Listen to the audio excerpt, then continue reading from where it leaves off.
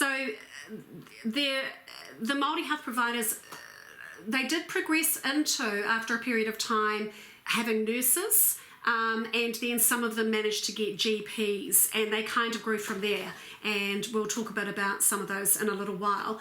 And there were some disability providers, but by and large, when they first started the Māori health provider organisations, which was in the early 90s, they tended to be things like smoking cessation programs or community programs for people that were drinking and things like that. And so a small number of them in 92, and then in 1993 something happened that was a little bit funny. The government decided it was going to introduce new legislation, basically to try to get the general practices, which were private at that stage, into new contracts. They didn't want to carry on the current funding mechanism that they had in 93 rather. They wanted to actually have doctors bill them in a different way and also sign particular contracts for payment with them. Now, the doctors rebelled like anything on earth. The GPs didn't want to do this. But what the government had done is they'd hired a whole lot of accountants and lawyers to set these new sort of things up. And when the doctors and lawyers and the lawyers and accountants in their nice little building who knew nothing about health whatsoever, they'd been given their instructions. They opened the doors on day one ready to sign and stamp off the little contracts and give them back to all of the GPs. The only people standing at the door were a whole lot of Māori going, "Oh, we'd like to have a Māori health provider, please, and here's our documentation." And of course they didn't know any different, so they went, "Oh yeah," stamp, and gave them back. And so the poor old Minister of Health was going, "Oh, how's everything going?" "Oh yes, we've got a lot of people turned up and we've signed a lot of people up, so it's going very well." And so not on purpose, on purpose by Māori, but certainly not on purpose by the government. And I don't think the government meant to exclude them, but I don't think I don't think the government had any idea how many Māori would turn up wanting to have a Māori health provider organisation and would fulfil the right criteria, because they didn't have to have GPs. They could be a primary care provider with nurses. So that's what quite a few of them did. And so by the time they turned around, the Act came in 1993, and by 1995 there were 160 Māori health providers. And that just was like, oh my goodness. And so they had to then give them some funding and let them do a few things and let them get set up and all of the rest of it. We had another legislative change in 1997. They might have grown slightly wiser by then. And so the numbers that you see of the plus 25 in 1997 also take into account that some of those Māori provider organisations from the mid-90s did not actually last through to 97. So they arrived in 93, some of them didn't last till 97, and there were some other new ones. So there was a little bit of change. And then obviously in 2003 we had another new Act, so a few more got added. And by 2017, we have apparently got 280 now. So, I mean, that's quite interesting, as you can see, between 95 and 2017. That's I hope it's a net growth of 47, but if I've got that maths completely wrong, I'm sure you'll forgive me, because one of the things I cannot do at the moment are numbers. Right, so the majority of the contracts are for services targeted towards Māori, Pacifica and high need communities. However, you've got some differences in the way some of the Māori provider organisations work.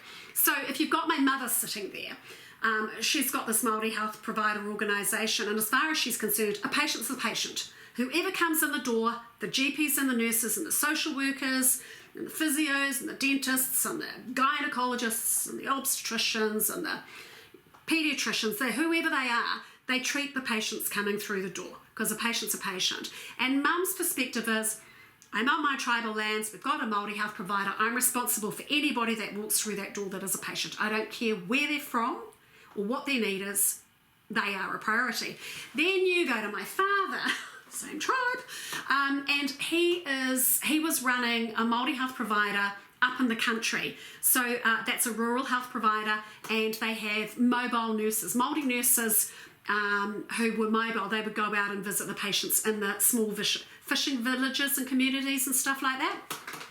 which when they first started were off the grid. So they used to have to drive in a four-wheel drive with a little radio telephone and all the rest of it. All quite exciting. And he, you know, you talk to him back then about what he considered a Māori health provider to be. He was like, oh no, it's for our tribe only, by us, by Māori, for Māori only. And so that caused a lot of tension because, of course, under the Human Rights Act, which came in, and I should know, came in 1993, I think. So the Human Rights Act, I think, came in 1993. The government got a pass to not actually have to apply it until 2003, and so under that the government was actually giving out contracts to these Māori health providers saying you may only see Māori patients. And so for some Māori health providers they were very happy about that. For other Māori health providers, they weren't, like my mother, they weren't happy about that, because what would happen is they'd have a contract but they could only tick that they had seen a patient if the patient was a Māori, and they'd only get the money for that person and not for the other 20 patients they'd seen that hour that were non-Māori or that day or whatever. So I, for some reason, ended up in a job at the Human Rights Commission and Race Relations Office, and was helping out with administrative type stuff there back in the mid-90s. And the whole question of Māori health contracts forcing Māori health providers to only be allowed to get funding for Māori patients kind of got resolved. I'm not sure how that happened. So that was good. But, you know, this is the thing, is that when you're doing anything to do with Indigenous health, there are all these barriers that get put in front of people trying to do good work and stuff, and you have to kind of figure out how to get around them, which in my case meant getting a job at the Human Rights Commission so we could, you know, get the conversation started.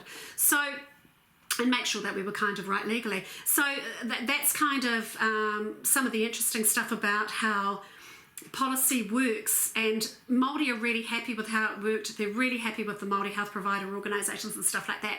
What they're not happy about is that, and I'll give you an example. You remember I was telling you about that, the farm where we had the chickens and stuff like that next door, and we had the young Māori men come and stay that who were in trouble with the law for alcohol and drugs, and but they also had mental health issues, mental health diagnosis, and so I was asked to come to a meeting, and just to supervise, if you like, a meeting that was happening. The government was coming to close them down, and so they'd sent people up from government to close it down because they said they couldn't deliver the services properly. And so the government workers arrived. I think there were 3 or 4 of them or something. I can't remember now. I think it was maybe 3 or 4. And they arrived, and I welcomed them and said, oh, you know, come inside. And I walked inside, and I'm like, oh, this is interesting. So I just sort of introduced everybody, and I stepped back, and they sat around the table with, you know, with these nicely dressed people with all of the information and the contracts and the details, and explaining what had happened with this particular contract requirement, etc. And around the walls, leaning against the walls in jeans and t-shirts and, you know, just looking pretty relaxed, all these people sort of leaning against the walls, kind of watching what was going on and listening.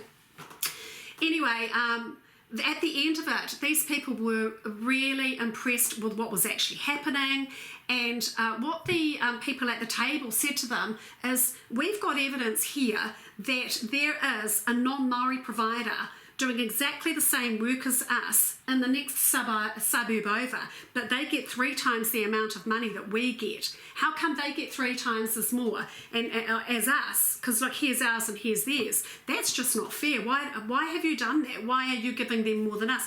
And they've got their contract for 5 years, and our contract is only for 1 year, and you keep rolling it over. Why is that? And so you know, these people felt quite aggrieved you know, the government workers felt quite aggrieved, and they walked out and they're real positive, and they're, you know, all excited to get back to Wellington and go, this place is great, no, we have to keep funding them. And I said to them, oh, just before you go, do you mind if I mention something? I said, you know the people you were talking to at the table? Yeah, they weren't the staff, that was the patients. I said, I don't know why, but those were the patients, and the people standing around the walls were actually the staff. And I said patients to them because they were all doctors. Well, half of them were doctors, where I would normally have said clients, of course. And so it was, 2 of them burst into tears. They were just so distressed. And I was like, And they said, how could this happen? And I said, well, it's the government. You guys are always doing it to us, you know. It's just a really good example. Please watch out for it in the future with others. So, you know, these are that particular situation occurred, I think, off the top of my head, maybe 1999, 2000. So, you know, there's this constant challenge to try to get things Māori functioning, succeeding, and then to defend it, to survive.